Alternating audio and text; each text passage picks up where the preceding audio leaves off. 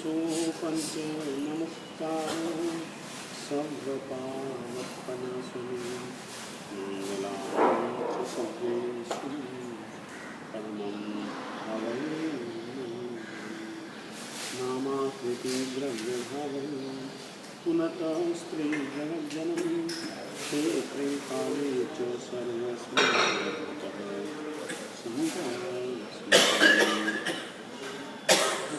प्रभृजनानाम पुल्या पुल्या जयन्ति तः देशना समये वाचः श्रीसम्भवो जगत्पतिः कमले धरणीन्द्रे च सोचितं कर्म कुर्वतं प्रभु श्रीमनोवृत्तिः पार्थनाथः श्रीमते वीरनाथाय सनाथाय भूतश्रियां महामण्डलसहोराज नरालाय ज्ञानां भूतेन लोकानां काष्ठोच्छेदविधायिने ऐदं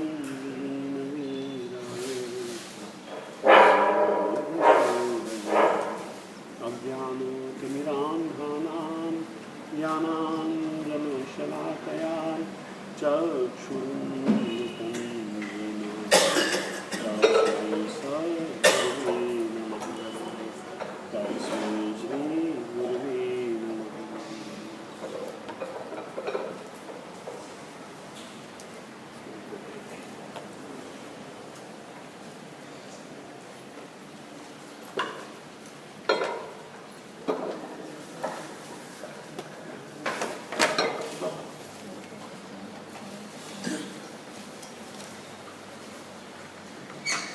kalu jinamaya, jinanumaya, jinanumam, jinappaniyam, jinapparuviyam, jinakhayam, jinanuchinnam, jinapannattam, jinadesiyam, jinappasak.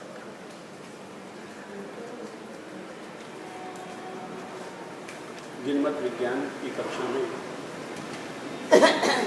अपन लोग आज जीवों के कई भेद अलग अलग अपेक्षाओं से बतलाए गए हैं।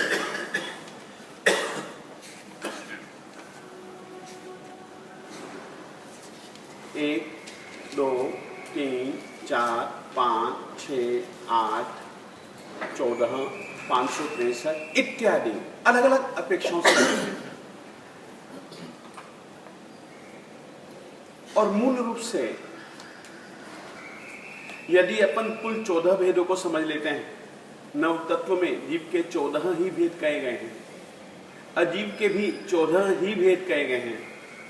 14, 42 पुण्य के 42 भेद कहे गए हैं।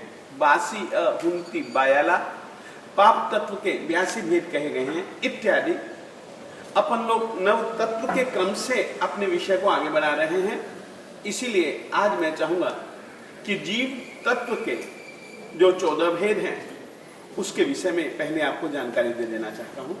लिखिएगा।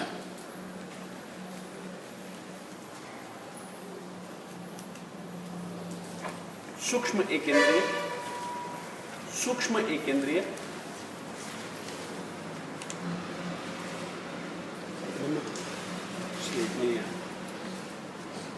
सूक्ष्म एकेंद्रिय, बादर एकेंद्रिय,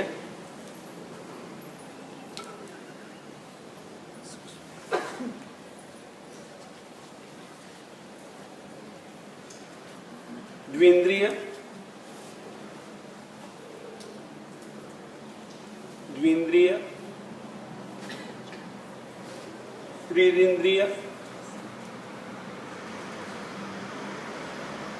चतुरिंद्रिय,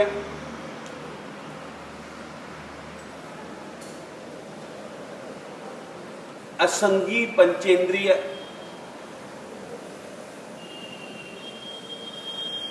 और संगी पंचेंद्रिय।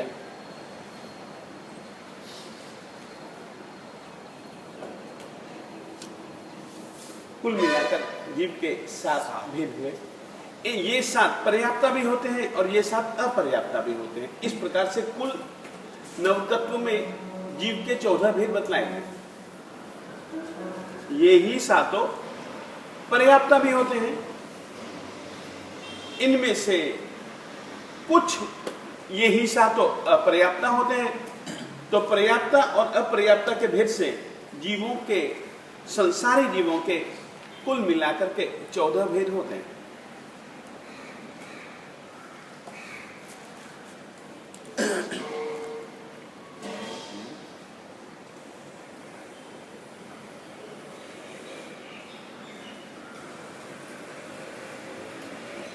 इसमें मैंने सूक्ष्म एकेंद्रिय लिखवाया है।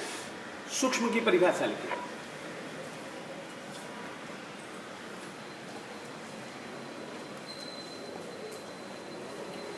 सूक्ष्म नाम कर्म के उदय से, सूक्ष्म नाम कर्म के उदय से जो जीव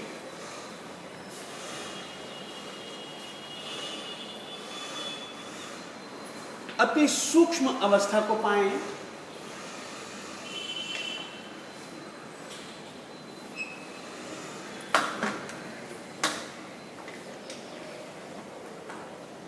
जो जीव कभी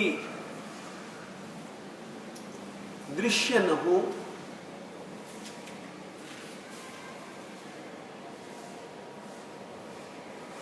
वे जीव सूक्ष्म कहलाते हैं। दृश्य यानी देखे न जाएं,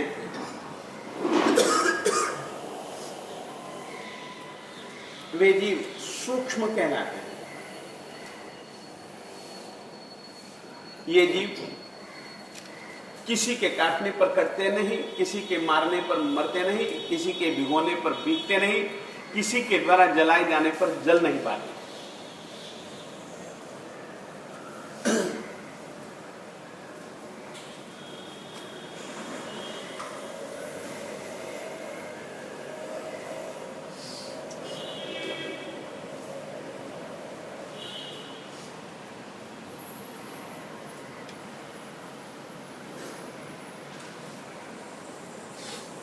बादल एक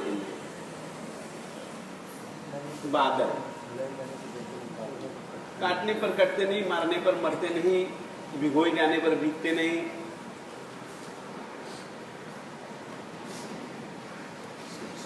ऐसे जीव सूक्ष्म कहलाते हैं। केवली तो देख पाते हैं।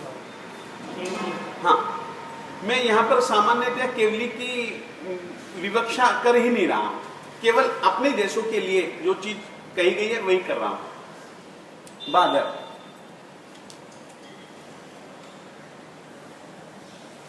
बादल नाम कर्म के उदय से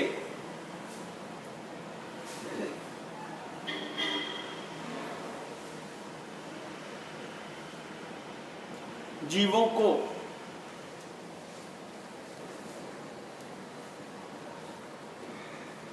ऐसा शरीर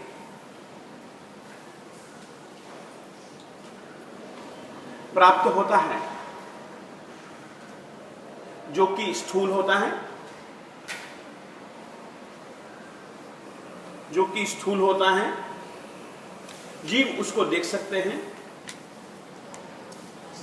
व्यक्ति उसको देख सकते हैं और नहीं भी देख सकते।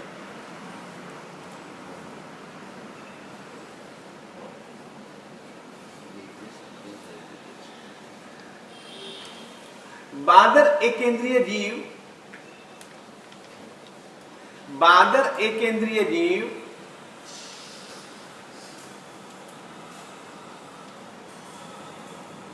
जब असंख्याता हो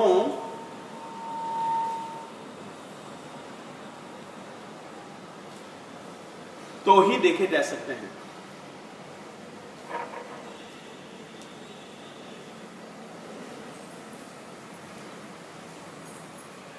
यानी कि आपको जो मिट्टी का कण, जो जल की बूंद, जो आग की चिंगारी इत्यादि जो दिखती हैं, तो इसका यह मतलब है कि असंख्याता पृथ्वी काय के जीव इकट्ठे हुए तो ही आप देख पा रहे हैं। असंख्याता अब काय के जीव का शरीर इकट्ठा हुआ है तो ही आप उसको देख पा रहे हैं। तो 12वें केंद्रीय जीव ऐसे होते हैं जो कि बहुत सारे इकट्ठे हो तो ही आप देख सकते हैं, नहीं तो आप देख नहीं सकते। इन जीवों का शरीर अपनी अपेक्षा से मैं कह सकता हूं बहुत सूक्ष्म होता है, हम नहीं देख सकते। तो भी इनको सूक्ष्म में इसलिए नहीं गिना गया क्योंकि यह स्थिति उनके बादर नाम कर्म के उदय का परिणाम। अब देखिए, इसमें दो शब्द और मेरे बिल्कुल नए हैं। पर्याप्तता अपर्याप्तता के विषय में मैं आपको कुछ जानकारी दे चुका हूं, फिर भी लिख लीजिए। पर्याप्त नाम कर्म ऐसे लिखे, जो जीव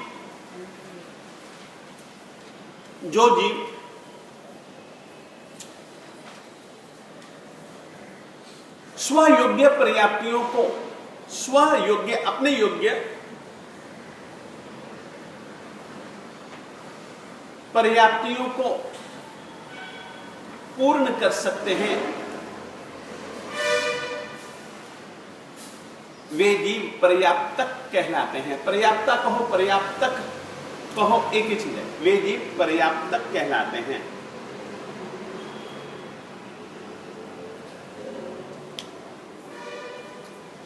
पर्याप्त नाम कर्म के उदय के कारण ही, पर्याप्त नाम कर्म के उदय से ही जीवात्मा स्वयोग्य पर्याप्तियों को पूर्ण कर सकता है।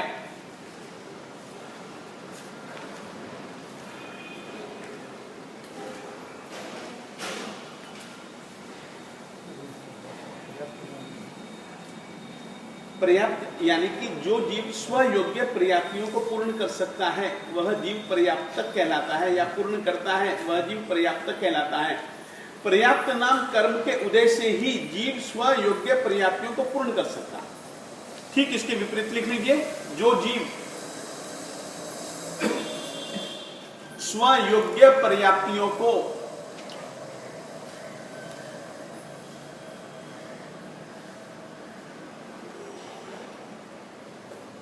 पूर्ण नहीं कर पाता,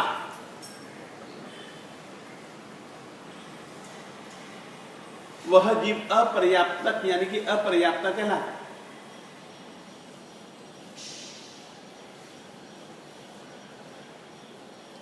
अपर्याप्त नाम कर्म के कारण, अपर्याप्त नाम कर्म के उदय से ही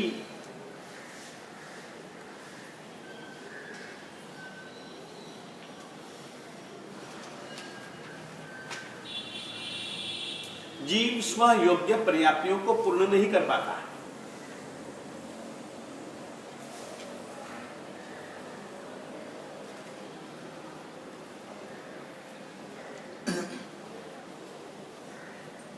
एकेंद्रीय जीव, एकेंद्रीय जीवों के लिए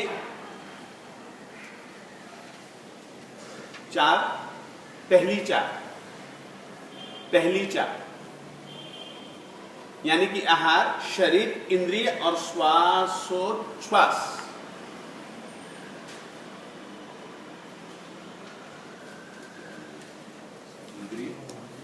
एकेंद्रीय जीवों के लिए पहली चार यानी कि आहार, शरीर, इंद्रिय और श्वासोच्छ्वास पर्याप्तियां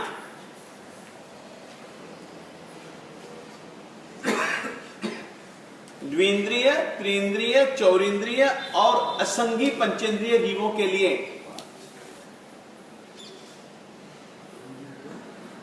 द्विंद्रिय, त्रिंद्रिय, चौरिंद्रिय और असंगी पंचेंद्रिय जीवों के लिए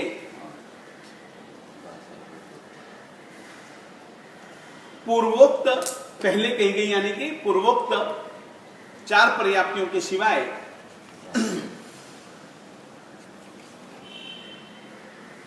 भाषा पर्याप्ति यानी कि कुल 5 पर्याप्तियां और संगी पंचेंद्रिय जीवों में संगी पंचेंद्रिय जीवों में पूर्वोक्त 5 के सिवाय मन पर्याप्त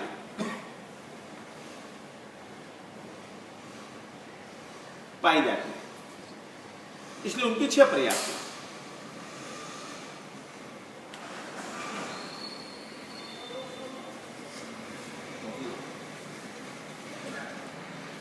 के सिवा छठी मन पर्याप्ति हो जाएगी ना।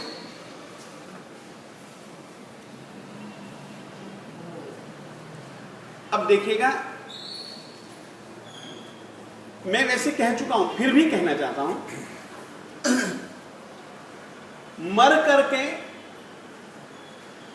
निश्चित नई योनि में जन्म लेने वाला जीव 3 पर्याप्तियां पूरी किए बिना मरता नहीं है। क्यों नहीं मरता? यहां से मैं मरा, कहीं पर भी मैं जन्मा और मेरे अपर्याप्त नाम कर्म का उदय है। कल्पना कीजिएगा, मेरे अपर्याप्त नाम कर्म का उदय है। एक तो पहले यह बात मैं आप लोगों से कह देना चाहता हूं, इतना सूक्ष्म रीति से जीव अजीव आदि तत्वों के विषय में अन्य किसी भी दर्शन परंपरा में आप नहीं पाएंगे। परमात्मा ने जो आत्मवाद और जिनमत में जो कर्मवाद, इसके सिवाय और भी बहुत वाद है, परंतु तत्ववाद से संबंधित ये 2 चीजें, यानी कि आत्मवाद और कर्मवाद, ये दोनों चीजें जुड़ी हुई हैं। और जब तक ये दोनों चीजें जुड़ी हुई हैं, आत्मा और कर्म, तब तक जीव संसारी है। और जब आत्मा और कर्म जुदा हो जाते हैं, तब जीव मुक्त यानी कि सिद्ध कहलाता है, सिद्ध बन जाता है। कर्म अजीव तत्व है, मैं लिखवा चुका हूं, कर्म अजीव तत्व है। कर्म 8 प्रकार के होते हैं, मूल रूप से 8 प्रकार के होते हैं। कर्मों के उत्तर भेद, कर्मों की उत्तर प्रकृतियां अनेकों होते हैं। जैसे कि ज्ञानावरणीय कर्म की मूल रूप से, मुख्य रूप से 5 प्रकृतियां, मगर उन 5 में से भी ज्ञानावरणीय कर्म की उत्तर प्रकृतियां, उत्तर भेद उसके कई हो सकते हैं। अपन इतने बैठे हैं, सब बैठे हैं, सबके पास मति है, सबके पास मति ज्ञान है। कल्पना कीजिएगा, सबके पास मति ज्ञान है, क्या अपन सबकी बुद्धि एक जैसा काम करती है?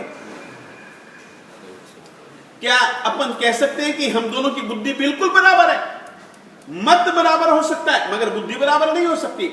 क्यों नहीं हो सकती? क्योंकि उस ज्ञान का, उस मति का संबंध कर्म से है, और कर्म इसके भिन्न है, मेरे भिन्न है।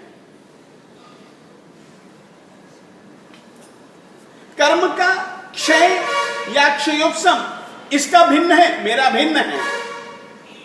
और जो उत्पन्न होने वाला मति ज्ञान या मति अज्ञान, श्रुत ज्ञान या श्रुत अज्ञान जो है, वह क्षय क्षयोपशम से प्राप्त होता है। और एक चीज यह भी मैं तुमको बतला चुका हूं कि जीव तत्व का एक लक्षण है ज्ञान। तो जीव ज्ञान के बिना नहीं है, और ज्ञान में अपन सभी संसारी जीवों के ज्ञान में, मति में तरतमता होगी ही होगी। कारण क्योंकि सभी जीवों के द्वारा बांधा गया ज्ञानावरणीय कर्म अपना अपना है, जुदा जुदा है, और उसका क्षय क्षयोपशम भी खुद के पुरुषार्थ प्रयास के अनुपात में है। इस तरीके से जीव और कर्म आपस में जुड़े हुए हैं। इस तरीके से लगभग मैंने अन्य दर्शनों का भी अभ्यास किया है गुरु की मेहरबानी से। मैं यह कह सकता हूं कि इतना सूक्ष्म विश्लेषण अन्य दार्शनिक ग्रंथों में नहीं पाया जाता। अब लिखिएगा जीव के लिए मैंने आज तुमको 2 शब्द बिल्कुल नए दिए हैं, संगी और असंगी। ऐसा लिखे,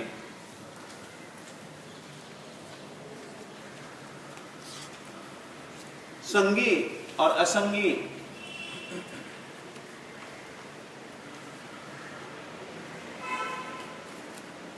छोड़ दीजिएगा। संज्ञा किसको कहते हैं? अपन लोग पहले इसको समझें। संज्ञा वाले जीव को संगी कहते हैं, संज्ञा बिना के जीव को असंगी कहते हैं। मगर संज्ञा किसको कहते हैं? संज्ञा यानी कि संज्ञानम, जानना, इसका नाम है संज्ञा। बोध प्राप्त होना, इसका नाम है संज्ञा। संज्ञा के 3 भेद हैं, संज्ञा के 3 प्रकार हैं। उसमें से 3 प्रकारों में से पहली संज्ञा जिसका नाम है दीर्घकालिकी संज्ञा, जिसका नाम क्या है? दीर्घकालोपदेशा। उसका सही नाम हमारे वृत्तिकारों ने जो दिया है दीर्घकालोपदेशा। लिखिएगा, संज्ञा अर्थात जानने की शक्ति, जानने की शक्ति का नाम है संज्ञा। ज्ञान और संज्ञा मैं बता, अभी आप पहले संज्ञा का विषय लिख लीजिए। संज्ञा यानी कि जानने की शक्ति, इसका नाम है संज्ञा। संज्ञा 3 प्रकार की होती है।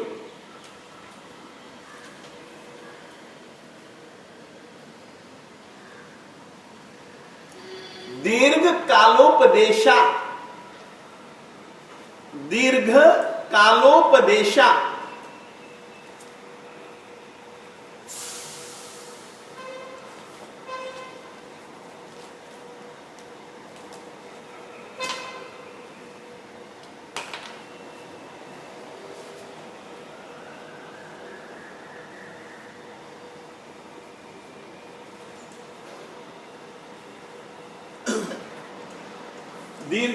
दीर्घकालोपदेशा।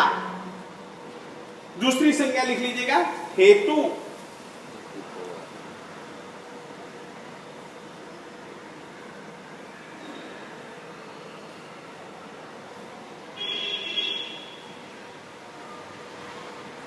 हेतु वादोपदेशा।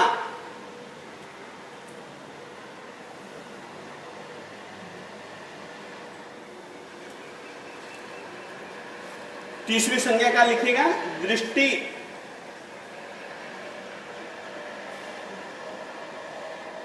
दृष्टि वादोपदेशा।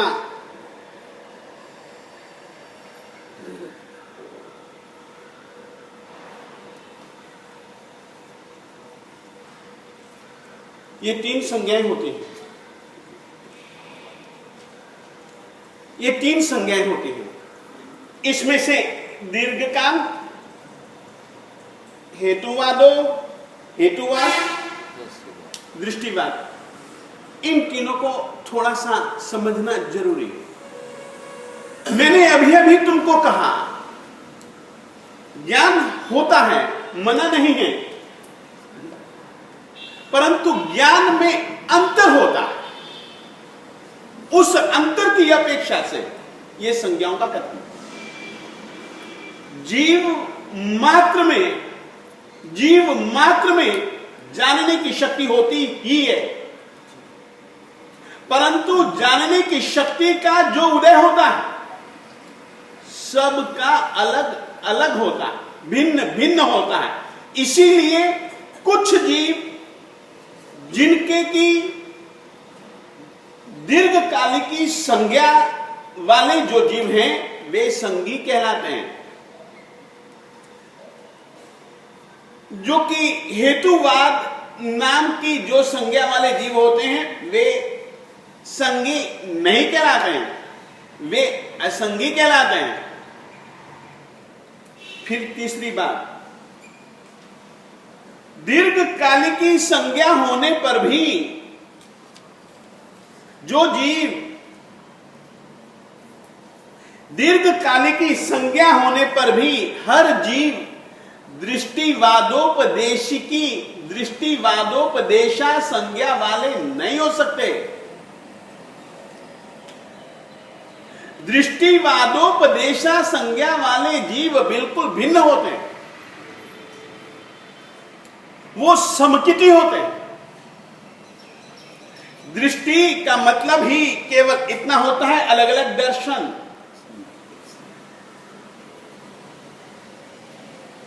दर्शनों की जानकारी और विशेष करके जो जीव समकिती होता है, यानी कि जो जिनमत को मानता है,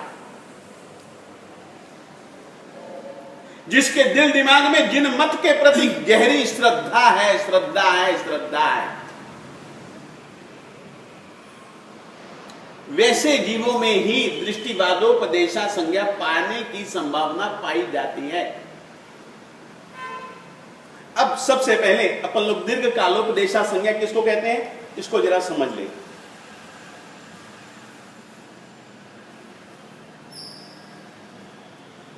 देखिएगा, इसमें 3 शब्द हैं।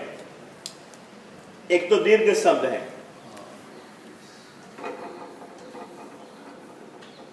दीर्घ,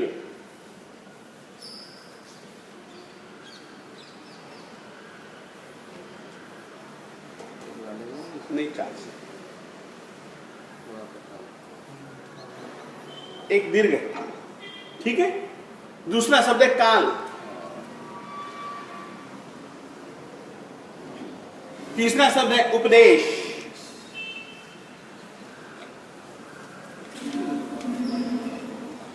इन 3 शब्दों की संधि का परिणाम है दीर्घकालोपदेशा। संज्ञा शब्द स्त्रीलिंग है, इसीलिए ये उसका विशेषण बनेगा, तो विशेषण विशेष्य के अनुसार बनता है। विशेष्य का लिंग स्त्रीलिंग है, तो यहां पर दीर्घकालोपदेशा संज्ञा। अब दीर्घ, काल और उपदेश, उपदेश शब्द का कथन तीनों में है। दीर्घकालोपदेश, हेतुवादोपदेश और दृष्टिवादोपदेश। उपदेश शब्द का अर्थ है कथन।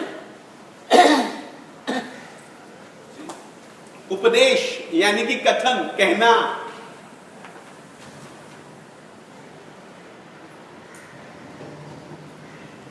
उपदेश यानी कि कहना।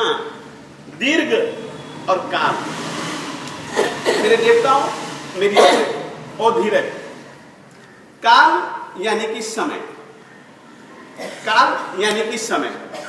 समय लगभग अपन लोगों ने व्यवहारिक दृष्टि से उसके 3 विभाग किए हैं, भूत, वर्तमान और भविष्य। तीनों कालों संबंधी एयम कयम, मैंने यह किया था, एयम करेमी, मैं यह करता हूं, एयम करिष्यामि, मैं यह करूंगा। मैंने यह किया था, मैं यह कर रहा हूं, करता हूं, मैं यह करूंगा, यानी कि त्रैकालिक। तीनों काल से, लिखिए, दीर्घ यानी कि तीनों काल, वर्तमान, भूत और भविष्य काल से संबंधित। काल यानी कि समय, दीर्घ यानी कि वर्तमान, भूत और भविष्य। वर्तमान, भूत और भविष्य यानी कि तीनों काल से संबंधित जानकारी का होना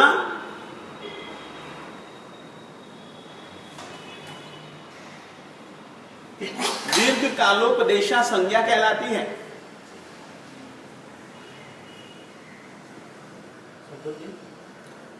एक बात कहिएगा,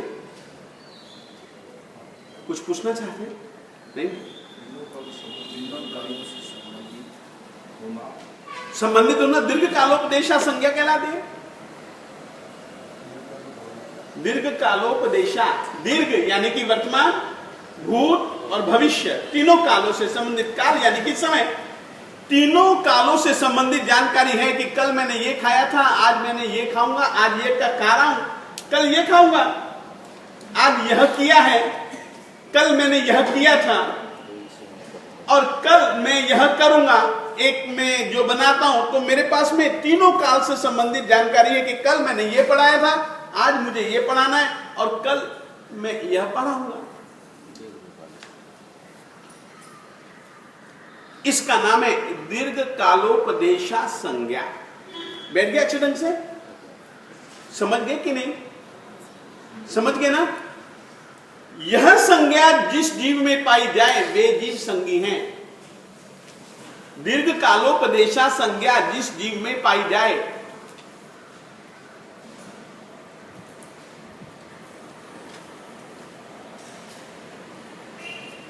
वे जीव संगी हैं।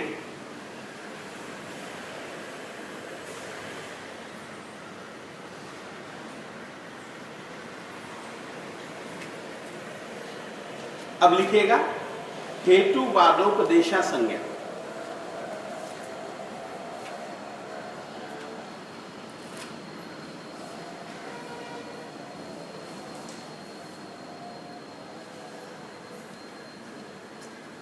एक उदाहरण, छोटा सा उदाहरण, कीड़ा मकोड़ा होता है। कीड़ा मकोड़ा आप लोगों ने देखा होगा। इधर से चल रहा है, मैं ओगे से हटा करके इसको इधर कर देता हूं, हट जाता, फिर इधर आता। मैंने इसीलिए इसको यहां से वहां हटाया था कि बेचारे के ऊपर पांव ना आ जाए। यहां चलने वाले कई आदमी हैं, पांव आ जाएगा, बेचारा मर जाएगा। मैंने तो जो किया वो एक अलग भावना से किया, मगर कीड़े मकोड़े को केवल इतना ही पता होता है कि यार मुझको हटाया गया, मैं हट जाऊं, मगर फिर वह भूल जाता है कि मुझे वहां नहीं जाना। बार बार आएगा। जिस जीव के पास हेतु, जीवन जीने के लिए हेतु यानी कि कारण, प्रयोजन, मात्र प्रयोजन जितना ही ज्ञान हो, यानी कि वर्तमान काल का ही ज्ञान हो, भूतकाल का नहीं, भविष्य काल का नहीं।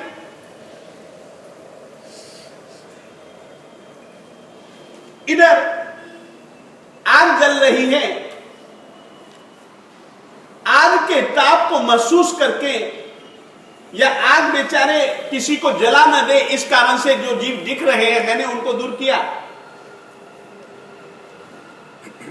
उनको नहीं पता कि मुझको इसलिए दूर किया गया, वे फिर वापस आते हैं, जल भी मरते हैं। पतंगा,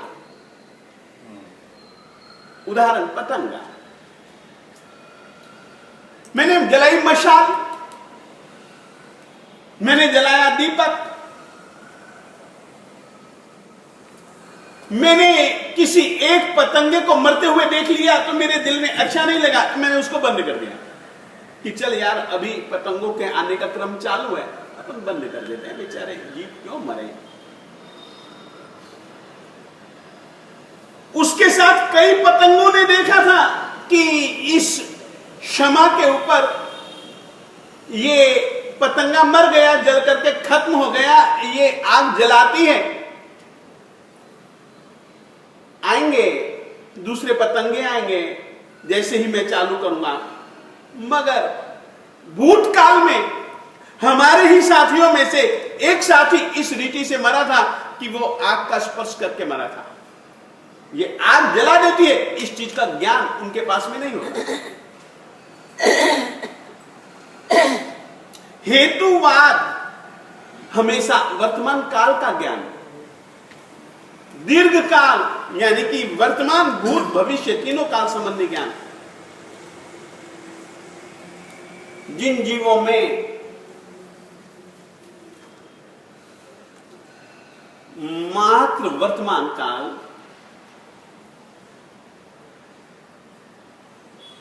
विषयक ही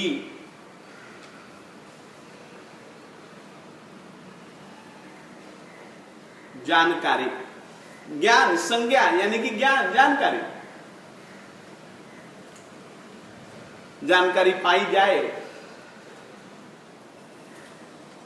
उन जीवों में हेतुवादोपदेशा संज्ञा पाई जाती है।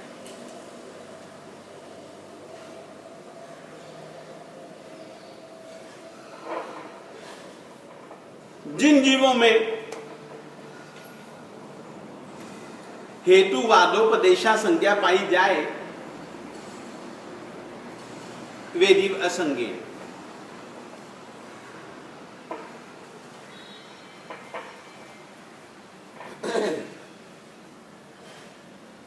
एकेंद्रिय से लेकर के असंगी पंचेंद्रिय तक के जीव यानी कि एक सूक्ष्म बादर एकेंद्रिय, पर्याप्ता भी है अपर्याप्ता भी है। ठीक है, मैंने दो ही भेद लिखा है, सूक्ष्म एकेंद्रिय, बादर एकेंद्रिय, पर्याप्ता अपर्याप्ता, दो भेद हो गए। द्विंद्रिय, पर्याप्ता अपर्याप्ता, वे असंगी ही होते, संगी नहीं होते। एक सेकंड। त्रिइंद्रिय, पर्याप्ता अपर्याप्ता, असंगी ही होते, उनके साथ में मैंने असंगी शब्द नहीं दिया है। चौरिंद्रिय जीव पर्याप्ता अपर्याप्ता ही होते हैं, मैंने उसके साथ में संगी शब्द का उल्लेख नहीं किया। केवल संगी कौन से जीव हो सकते हैं? पंचेंद्रिय हो सकते हैं। और पंचेंद्रियों में से भी कुछ ऐसे होते हैं जो असंगी होते हैं, कुछ ऐसे होते हैं जो कि संगी। तो इस तरीके से कुल मिलाकर के एकेंद्रिय, बेंद्रिय, तेंद्रिय, चौरिंद्रिय जीव तो होते ही असंगी है ना। पंचेंद्रिय जीवों में विकल्प है कि वे संगी भी हो सकते हैं, असंगी भी हो सकते हैं। संगी जिन जीवों में दीर्घकालिक की संज्ञा पाई जाए, असंगी जिनमें मात्र हेतुवादोपदेशा संज्ञा पाई जाए। बैठ गए? संगी असंगी का मतलब रही बात दृष्टिवादोपदेशा संज्ञा, इसके विषय में आज मैं बताना उचित नहीं मानता हूं। आगे आएगा अवसर, तब दृष्टिवादोपदेशा संज्ञा कैसे पाई जाती है, किन जीवों में पाई जाती है, और वहां दृष्टिवाद का मतलब क्या है, अवश्य में मैं बतलाने की कोशिश करूंगा। बोलो। पंचेंद्रिय असंगी का क्या उदाहरण है? हाँ, पंचेंद्रिय असंगी जीव, उनका कोई जीव, कौन से जीव होते हैं? हाँ, असंगी त्रियंच पंचेंद्रिय 5 प्रकार के होते हैं। जलचर, स्थलचर, खेचर, भुज परिसर्प और उर परिसर्प।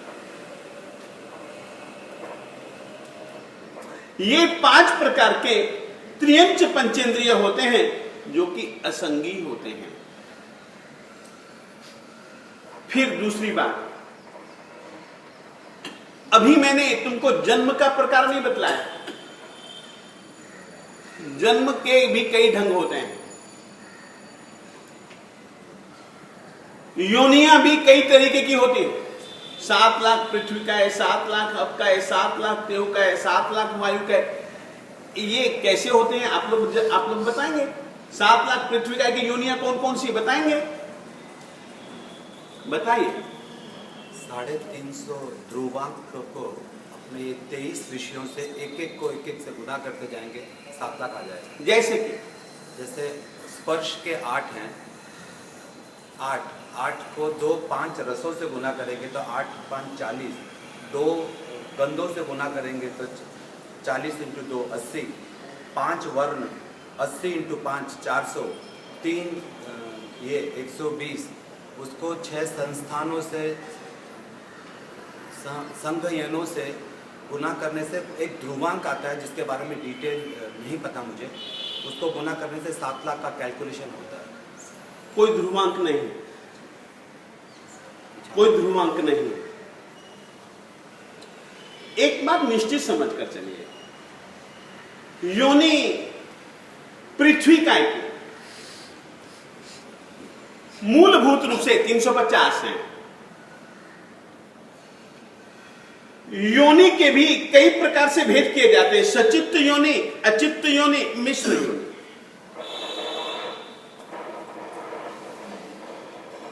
तीन प्रकार से भेद किए जाते हैं। पृथ्वी काय के जीव पृथ्वी काय के ही कहलाते हैं, परंतु मैं तुमसे पूछूं, क्या मिट्टी और पत्थर दोनों पृथ्वी काय के कहलाते हैं? पत्थर, हीरा पृथ्वी काय कहलाता है? क्या एक है? क्या एक है? क्या इनकी योनियां एक हैं? हीरों में भी कई कई तरीके के हिरण हैं, कई कई तरीके के हीरे हैं।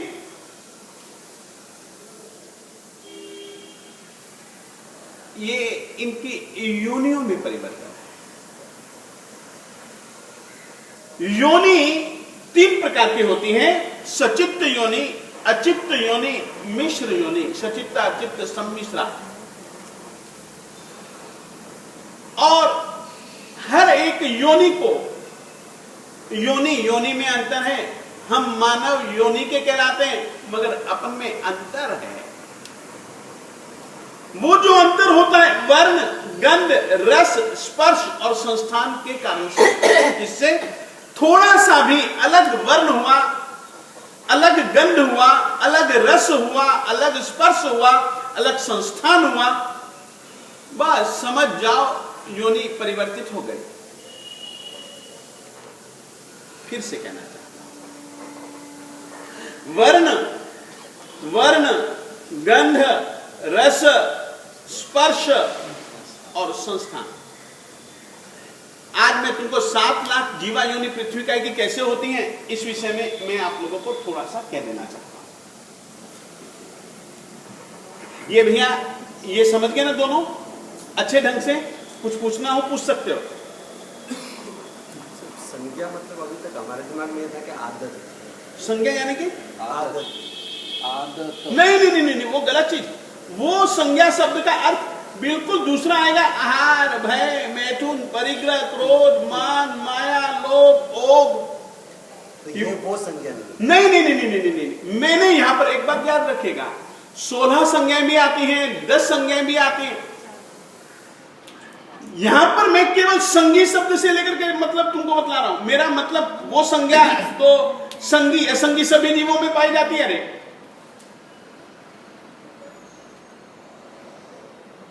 यहां पर संज्ञा शब्द से तात्पर्य मात्र ये 3 संज्ञाएं हैं, और उसमें से भी जिसमें दीर्घ कालोपदेशा संज्ञा पाई जाए वे जीव संगी, जिसमें मात्र हेतुवादोपदेशा नामक संज्ञा पाई जाए वे असंगी, और दृष्टिवादोपदेशा संज्ञा के विषय में मैंने तुमको अभी बतलाना उचित समझा नहीं है।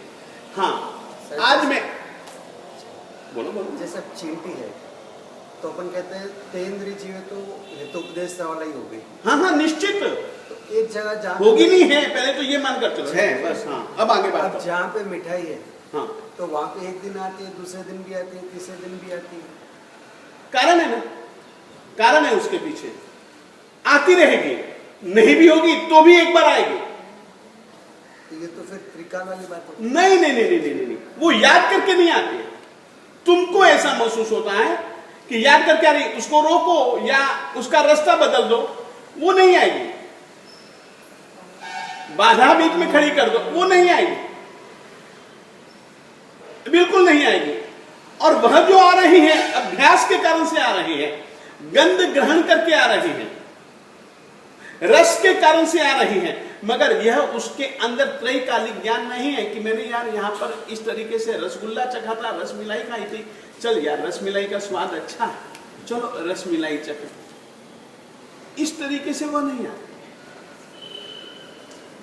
उसमें त्रैकालिक ज्ञान हो ही नहीं सकता, इसीलिए वेदिक असंगी।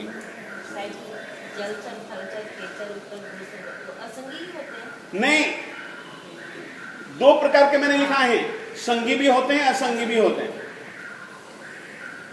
और इसीलिए ही मैंने कहा एकेंद्रिय, द्विंद्रिय, त्रिंद्रिय, चौरिंद्रिय, वे असंगी ही होते हैं। मैंने संगी त्रियंच पंचेंद्रिय और असंगी त्रियंच पंचेंद्रिय, केवल पंचेंद्रिय शब्द के साथ में संगी और असंगी शब्द का प्रयोग किया। बाकी के ये तो पृथ्वी, अब, तेव, वायु, वनस्पति, द्विंद्रिय, तेंद्रिय, चौरिंद्रिय होते ही असंगी। बैठ गया? बैठ गया? अब देखिएगा, 7 लाख पृथ्वी का है, 7 लाख अप का है, 7 लाख तेव का है। ध्रुवांक यदि कोई है तो वो 350 है। पृथ्वी का है, अप का है, 7 लाख जिनका भी है उनका ध्रुवांक 350। ध्रुवांक निश्चित अंक, ध्रुव अंक, अंक यानी कि 1 2 3 4 5 6 7 8 9 10, ठीक है? तो ध्रुव निश्चित,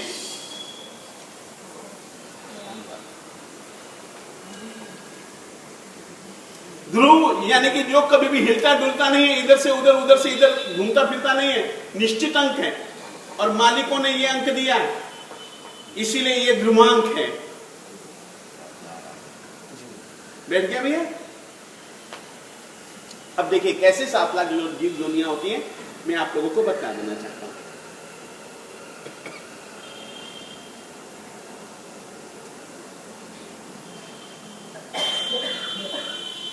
350, ठीक है? वर्ण के बदलते ही, गंध के बदलते ही, रस के बदलते ही, स्पर्श के बदलते ही और संस्थान के बदलते ही योनि परिवर्तित हो जाती है। लिख लीजिएगा, वर्ण, गंध, रस, स्पर्श और संस्थान के बदलते ही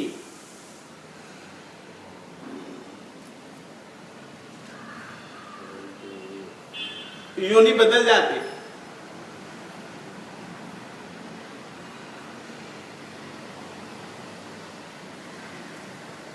अब देखिए, ये मान लीजिएगा ध्रुवांक,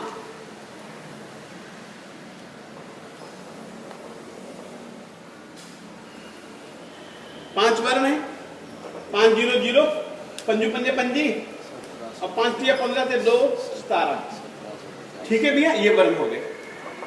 5 0 0, 5 5 25, 5 3 15 2 17 वर्ण की अपेक्षा से। गंध 2 होते हैं, 2 0 0, 2 पंजे 10, 2 7 14 और 1 15, 2 एकम 2 तो 1 3, 3 हो गए। वर्ण, गंध, रस कितने होते हैं? 5। 5 0 0, 5 0 0, पंजू पंजे पंजी, 2 हासिल, 5 3 15 से 2 17, ठीक है भैया? वर्ण, गंध, रस, स्पर्श कितने होते हैं? 8 0 0, 8 0 0, 8 पंजे 40, 8 7 56 ते 4 60 और 8 एकम 8 और 6 14।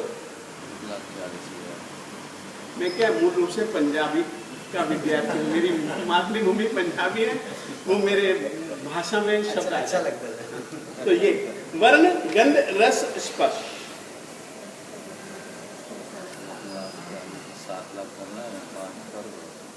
हो गया भैया?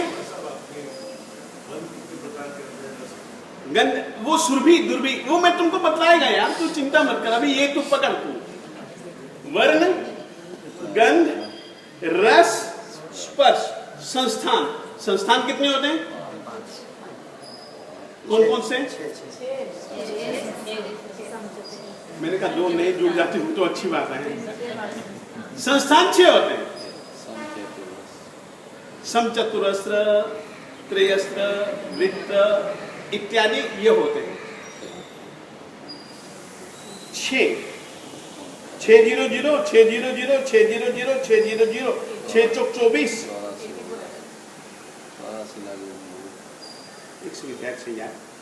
6 चौक 24, 6 एकम 6,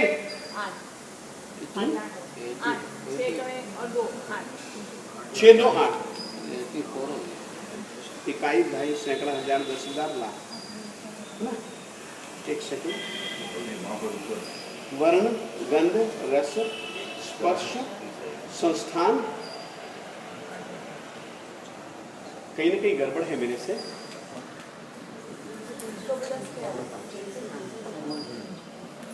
मैं इस विषय को कल पढ़ करके आप लोगों को बताऊंगा।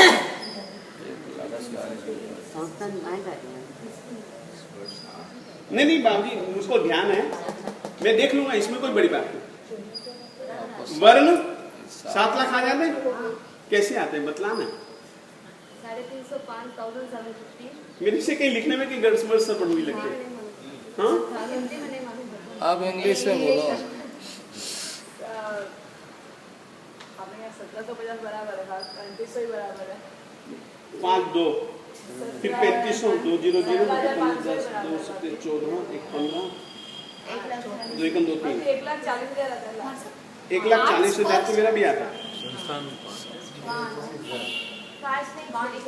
उसने 5 दिया तो 7 लाख है इसी में ही मेरे से कहीं गड़बड़ सड़बड़ हो गई है। पहले 5 से यार तुम लोग करो यार, तुम्हारा गणित ठीक होगा, तेरा गणित ठीक नहीं है। पहले उपभेद के पहले मूल भेद के 5 गुणाकार करने पड़ेंगे। किया ना? साहब संस्थान 5 लिखो, 5 संस्थान तो हो जाते 7 तो लाख। 7 लाख वट्ट कंस आयत चौरंस, वट्ट वृत्त कंस त्रयस्त्र आयत चौरंस परिमंडल। परिमंडल 5 संस्थान होते हैं। तो 7 लाख आता है। 7 लाख हो गए। तो 7 लाख 5 संस्थान होते हैं, लिख लीजिएगा यार, मुझको आ गया याद। वत्त वृत्त, ये मूल शब्द में लिखा रहा हूं प्राकृत का, परंतु आप लिखिएगा संस्कृत का। वृत्त संस्थान 5 होते हैं। वृत्त, वट्ट जिसको कहते हैं प्राकृत में वट्ट। दूसरा संस्थान है त्रयस्त्र कंस, यानी कि त्रयस्त्र त्रिकोणा, वट्ट कंस वट्ट। दूसरा है त्रयस्त्र कंस, तीसरा है आयत।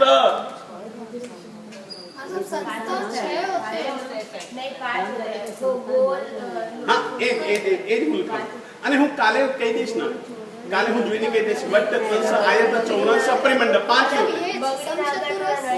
એ તો વટ્ટમાં આવી ગયું ને।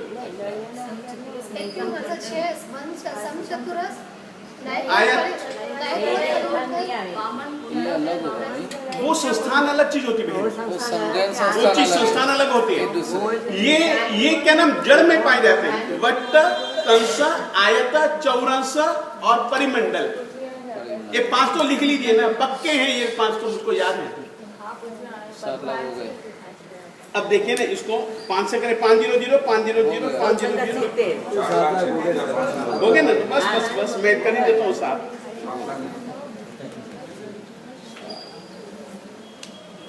85 ये संस्थान आप उसी वाले का इस पर 60 देखिए 5 0 0 पंजी पंजे पंजी 5 3 15 ते 2 17 ते गंध की अपेक्षा से 2 2 0 0 ते 2 पंजे 10 ते 2 7 14 ते 1 15 ते 2 गणित इधर आता है। बराबर है, बराबर है सर, मस्त बराबर है। लिख लीजिएगा। वर्ण 5 लिख लीजिएगा, काला नीला लाल पीला सफेद। हाँ वर्ण 5 लिखिएगा, काला नीला लाल पीला सफेद। इसे मिला के 2000 हाँ जी वो तो अभी आप गणित कर लेंगे पूरे। लाल सफेद गंध 2 गंध 2 सुरभि और दुर्भि। गंध 2 प्रकार के, सुरभि और दुर्भि। रस 5 तिक्त कटु कषाय आम्ल और मधुर। मधुर मीठा, तिक्त हाँ मिर्ची की तिखास, हाँ कटु करेले की करेले की कड़वाहट, तिक्त कटु। कषाय आमले के कषैला रंग, कषैला स्वाद, खट्टा मीठा यानी कि हाँ बस खट्टा कषैवा आमले का खटास और ये एक खट मीठा और तिक्त कटु कषाय आम्ल और मधुर, मधुर यानी मीठा।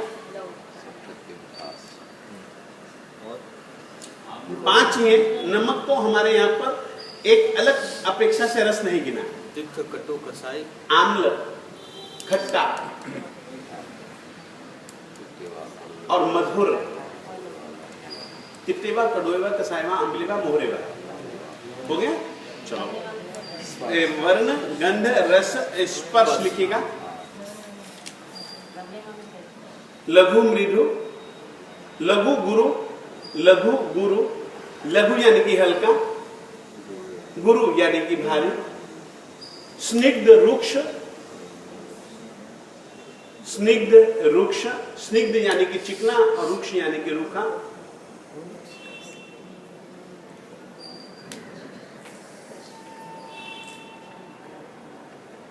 मृदु और कर्कश,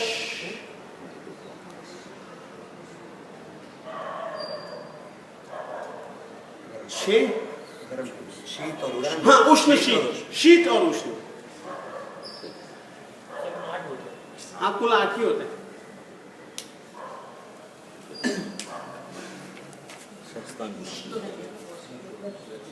कर्कश और मृदु, कोमल, कोमल, मक्खन। फूल जैसा मौसम, जैसा ठीक है। 7 लाख जीवा योनि भी समझ गए। मार्सा, पांच संस्था, देखो वृत्त, मार्सा 350 जो ध्रुवांक है ये 7 लाख की अपेक्षा। एक सेकंड ठहर जा। जी मार्सा। वृत्त, त्रिअस्त्र, वृत्त, त्रिअस्त्र, त्रिकोणा, 3 अस्त्र यानी कि कोण, अस्त्र यानी कि कोण, त्रि यानी कि 3, वृत्त यानी कि गोल, त्रिअस्त्र यूं। हाँ, बस त्रिकोणा आप लिख लीजिए ना। त्रि,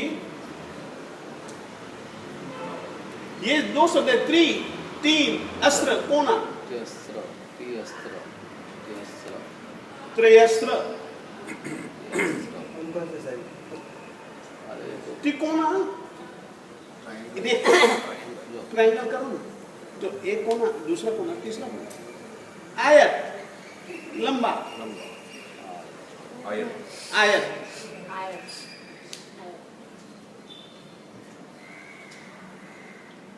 चौरस, चौरस, परिमंडल, परिमंडल। बैठ गया भैया? अब ये मुझे भी अभी ख्याल नहीं है, मैं तुमको बतला दूंगा यार, कल बतला दूंगा, इसमें कुछ नहीं है। जो ख्याल नहीं है मैं, क्योंकि ये मालिक के शब्द है ना, इसमें मैं थोड़ा सा जितना आता है उतना ही बतलाऊंगा बस। यहाँ पे संस्थान यानी शेप के संदर्भ में। हाँ, आकार के संबंध में माता, परिमंडल कौन सा? कल बता। माता मैं कल बतलाऊंगा, मुझे आज ख्याल में नहीं है, और मैं मालिक के वचन के साथ में थोड़ा सा भी कुछ वो करना पसंद नहीं करता हूँ। तो ये 5 संस्थान होते हैं, वर्ण, गंध, रस, स्पर्श। और ये पृथ्वी का है, अप का है, तेव का है, वायु का है। 7 लाख पृथ्वी का है, 7 लाख अप का है, 7 लाख तेव का है, 7 लाख वायु का है। 10 लाख की 500 हो जाएंगे।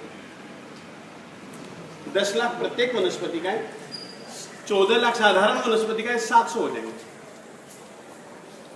1 लाख की 50, 1 लाख की 50 होती है। 1 लाख जैसे 2 लाख बेंद्रीय है तो 100 ध्रुवांक हो जाएंगे।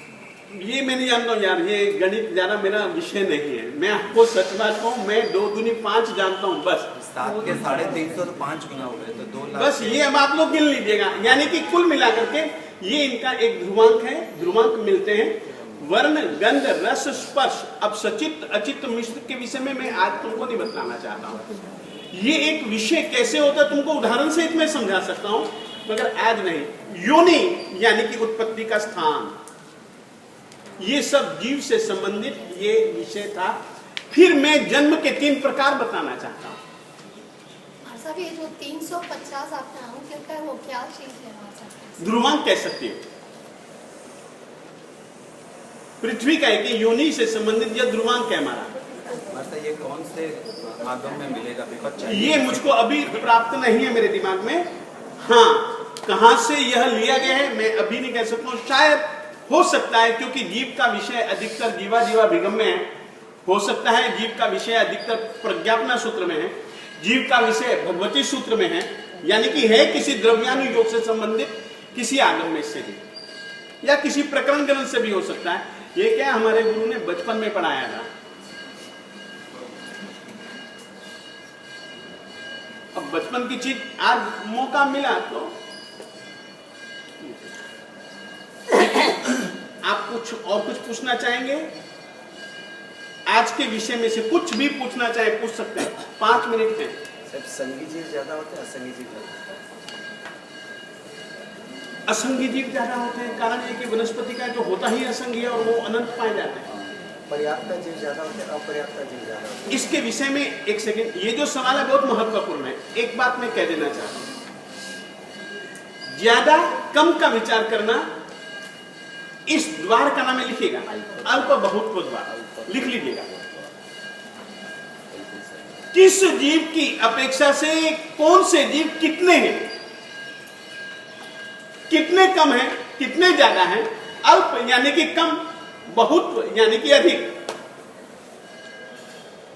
इस ढंग से विचार करना कि कौन से जीव ज्यादा हैं, कौन से जीव किससे कम हैं, इनका एक क्रम है, और वह क्रम जो पाया जाता है वो अल्प बहुत्व जीवों के अल्प बहुत्व द्वार में आप यह पाएंगे कि जीव किसके कम किसके ज्यादा, किससे किसके कम किससे किसके ज्यादा, ये अल्प बहुत्व द्वार में ही पाएंगे, आप अन्य किसी द्वार में नहीं पाएंगे। बैठ गए भैया? और यदि एक किताब का नाम लिख लीजिएगा,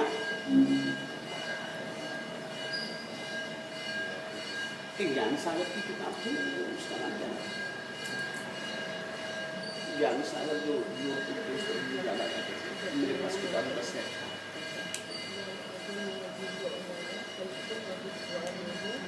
मुझे याद नहीं आ रहा है किताब का नाम, मगर मिल जाएगी किताब, मिल जाएगी। सामान्य रूप में पर्याप्त ज्यादा होता है, अपर्याप्त? मैं नहीं कह सकता, मुझे इस समय पूरा ख्याल नहीं है, क्योंकि तुम लोग मेरे शब्दों पर भरोसा कर रहे हो। बिल्कुल। और मैं उसके शब्दों पर भरोसा कर रहा हूं, और मेरे दिमाग में नहीं है, तो यानी कि नहीं है। और कुछ पूछना चाहेंगे? पूछिएगा। अच्छा, कल वीर्य के बारे में था, आज ज्ञान के बारे में था। कभी आत्मा का गुण ज्ञान बता रहे हैं, कभी आत्मा की शक्ति बता रहे हैं, कभी जीव का लक्षण बता रहे हैं वीर्य को। तो लक्षण और गुण, ये 2 शब्दों के बारे में जानना है कि लक्षण किसको बोलते हैं, गुण किसको बोलते हैं। ठीक है। और लक्षण गुण स्वभाव में अंतर क्या है बतला देंगे, और कहिए। इसका उत्तर दे रहा 10-15 मिनट में दिया जाएगा, इस कारण से अभी नहीं लेना चाहता हूं, मगर बतला दूंगा, और कहिएगा। अब देखिए, आज मैं बोलो बोलो बोलो बोलो बोलो बोलो, आज मैं जीव का विषय यहीं पर पूरा कर देना चाहता हूं। और कल देखिएगा, अपन लोग यहाँ पर जो बैठे हैं ना, यहाँ का इस क्लास का मतलब यही नहीं है कि आओ बैठो सुनो चले जाओ, नहीं, पढ़ो। कल के दिन जितना भी विषय आज तक मैंने जीव का विषय से संबंधित जितना भी पढ़ा है, पढ़ करके आइए। कल ही उसकी परीक्षा होगी, लिखित भी मौखिक भी, ताकि जीव का विषय, फिर उसके हिसाब से मैं आपको अजीब का विषय दूं। लिखित परीक्षा भी होगी, मौखिक परीक्षा भी होगी। लिखित में छोटे छोटे 1 घंटे में कितनी परीक्षा हो सकती है, ज्यादा तो हो नहीं सकती, मगर हम लिखित और मौखिक दोनों प्रकार से, ताकि एक विषय अपना लगभग जितनी सामान्य रूप से एक जैन व्यक्ति को जीव के विषय में जानकारी होनी चाहिए, लगभग उतनी सामान्य रूप से जानकारी मैंने आप लोगों को दे दी है। पूछना चाहें आप पूरे के पूरे विषय में से पूछ सकते हैं। तो ये 7 लाख रुपए का 10 लाख रुपए का प्रत्येक वर्ष करेगा, तो हम कहीं जंगल में जाते कितनी साल के एक ही जंगल में 10 लाख रुपए का देते, ये विषय योनि से संबंधित है, तो वर्ण का उसका अलग अलग रहता, तो अलग है। तो 10 लाख से ज्यादा होते सर नहीं होते। हो ही नहीं सकती ना, अपने मालिक ने कहा है तो बस ठीक है। मालिक ने कह दिया तो ठीक है, बस अपन इतना जानते हैं। और कहिएगा तो कल भैया पूरे का पूरा विषय देख करके आइएगा, समझ करके आइएगा और अपने मन को, अपनी बुद्धि को तैयार करके आइएगा कि यहाँ पर बैठ करके परीक्षा देनी है, और यदि मुझको जच गया तो मैं इनाम भी दे दूंगा। नहीं देना है, इनाम देंगे अच्छे से। पुणे के संबंध में आपने